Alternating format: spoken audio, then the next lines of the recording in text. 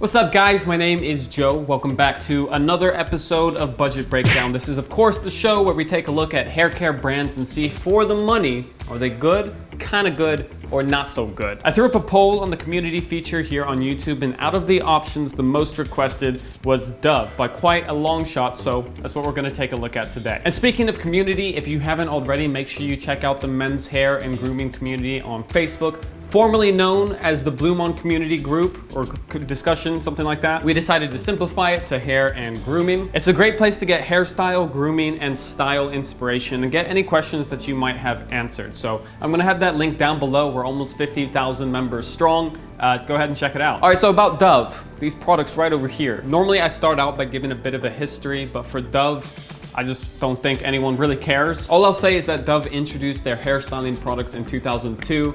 But I think men's care, like men's hairstyling products by Dove came out even after that. But anyways, let's go ahead and take a look at the products themselves. As per usual, anything we talk about can be found in the description down below. Today, we're taking a look at 4 different Dove products, and all the ones in jars holds 1.75 ounces of product, which is pretty low, especially for an over-the-counter type of product. But the price ranges between $4.95 to about $8 on Amazon, and in Walmart, you can find them for about $4.95, $5. So, you know, it's pretty cheap stuff. But yeah, 1.75 ounces of product, and all of these, except for this guy right here, this thickening cream, they give you a whopping 7 ounces of product, which is just like a ridiculous amount. Like, this is gonna last forever. As for first impressions and packaging, for a brand name that doesn't sound very masculine, they've done a pretty good job at making their men's line look fairly masculine. For example, compare Dove's branding to like Old Spice or VO5, and you can see the sleeker, more defined look in the branding. Each jar comes in one of these boxes, which is fine, but if I were to nitpick, there's just so much text on these boxes and even the jar itself, so it's a little overwhelming, but really it's not that big of a deal. Also, each product has a different smell. Some companies like to go for a signature scent, each one smells different. So Dove, they all smell different, and they all smell just fine, meh, nothing crazy, nothing great, you know, something that you'd expect for a $5 product. The defining pomade, which is this one right over here, it's my least favorite. It's the one that's like smells the harshest or has that most chemical-like scent. But with the overview out of the way, let's dive right into the individual products, starting out with the thickening cream. So this was the most interesting for me to test out personally because BluMaan is working on a volume cream, which also thickens your hair as well. So, you know, always nice to see what your competition is doing, see what they're up to, compare yourself to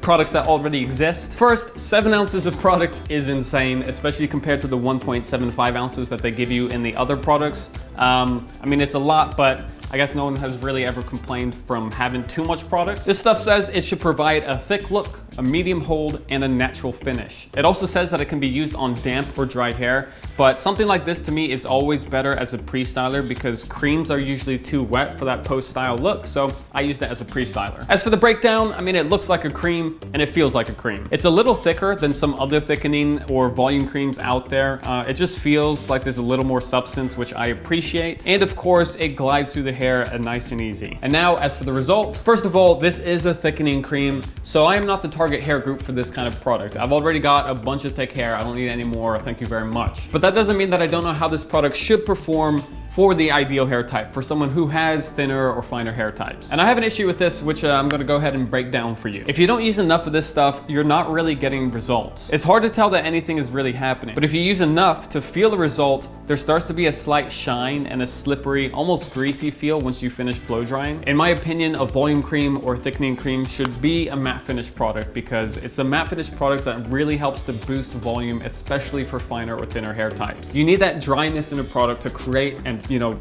volumize and poof out that thickness. That said, it's not really worse than the other thickening creams that I've tried out there. It kind of falls in line with a lot that I've tested, and I've tested a lot, you know, so we as a BluMaan company can see what we're up against. Look, all I'm gonna say is that if you're interested, wait until ours comes out.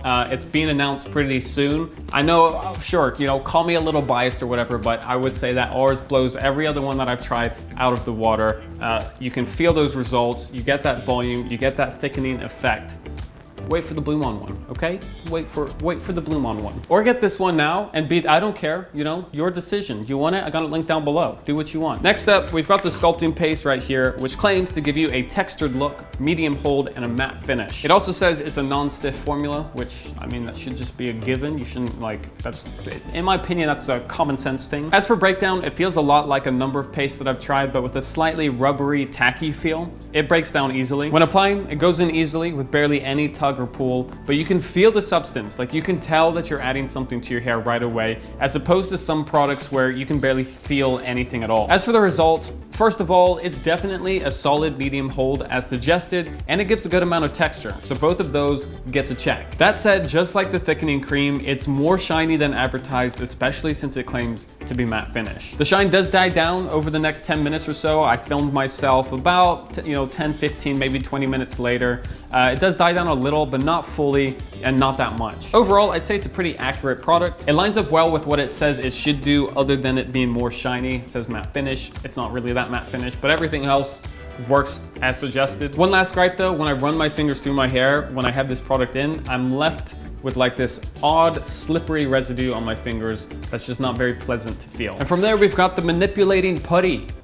Which claims to give you a textured look, a strong hold, and a natural finish. Now, it says the hold on this putty should be stronger than the paste that we just talked about. That said it was medium, this says it's strong. But in my experience, putties usually never have a stronger hold than a paste, but we're gonna have to go ahead and just test this out and see for ourselves. First, it's a really weird looking product. I mean, yeah, I guess it looks like a putty, but sometimes that can just be a little off-putting. For example, I left the product on its side like this for about an hour. I went to open it up and all the product was gathered down at the bottom and almost fell out. Because of the weird consistency, it's hard to scoop out an accurate amount. That said, it's a forgiving product, so you don't have to be super accurate in the first place. Running through your hands is super easy, and no problem with the application either. But as for the result, the only thing accurate with this product was the natural shine. It had a natural shine. Everything else was a little off. When comparing the putty to the paste, the one that we talked about previously, it definitely has less structure and less hold, kind of like I guessed. Thing is, on paper, it doesn't line up with the description. It's much more of a light to medium hold,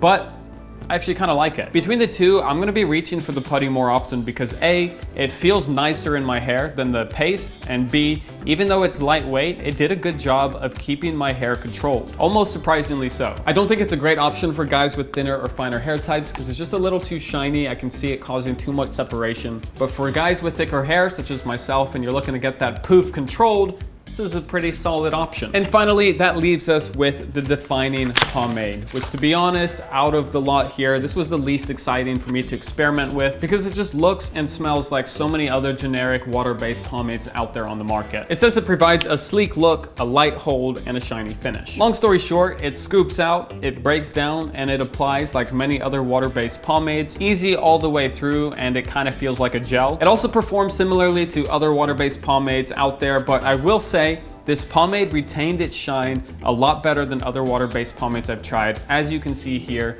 this clip was taken about 2 hours after I applied the pomade. I was at the dog park with Rio and my wife, and the shine is still good while not stiffening up as well. So what are we saying? Are Dove men's hair care products good, kind of good, or not so good?